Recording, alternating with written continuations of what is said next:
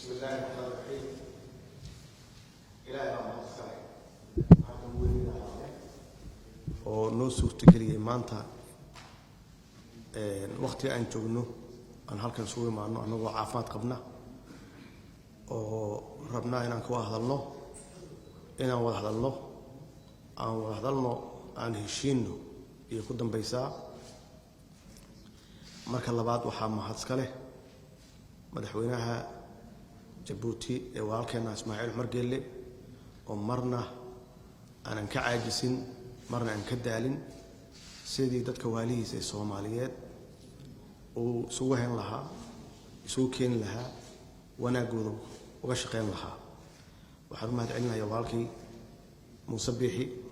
oo isaguna sameeyay geesinimo iyo wafdigiisa oo suurtageliyay inaan halkan soo imaano waxaan mahad celinayaa safiirka Mareykanka ee Soomaaliya u fadhiya iyo kan EU-da matalaya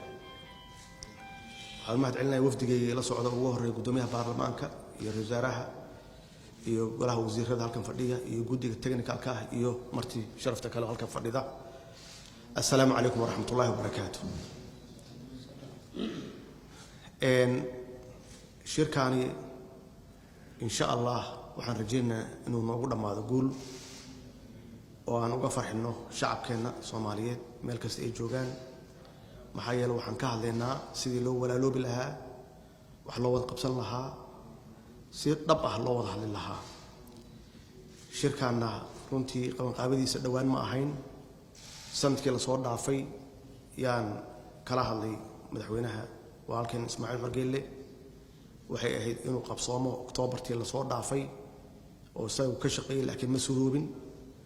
waxaan ku iri madaxweynuhu 20 sano iyo carta laga joogaa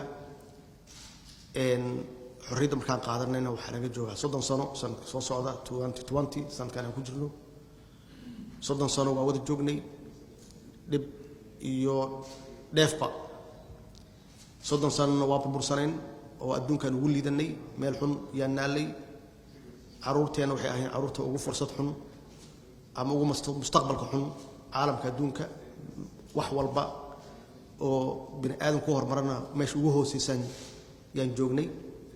haddii noqoto waxbarasho caafimaad horumar maalgashi wax kasta oo bini aadam ku hormari karo ummadda Soomaaliyeed anagoo ah ummad aad u caqli badan u xigmad badan u taariikh fiican wax walba wadaagna laakiin caalamku waxaan ka galnay wax walbaba meesha ugu hooseysa wax kale ma aha waa go'aanka madaxda ay qaadatay way oo taariikhda galaya hadda iyo mustaqbalkaba marka in si geesinimo leh loo wajaho xaqiiqda dhabta ah loo wada hadlo walaalkay Ismaaciil Umar Geelle waa ka dhabeeyay inaan ka wada hadalno 30 sano soo socda xagee taginaa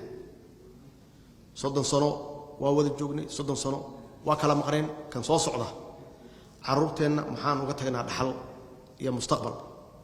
weeye waxa guddigan loo sameeyay marka la wada hadlo oo la wada fariisto oo la heshiiyo go'aan la qaato waxa la rabaa go'aankaas iyo heshiiskaas cidii fulin lahayd waa idinka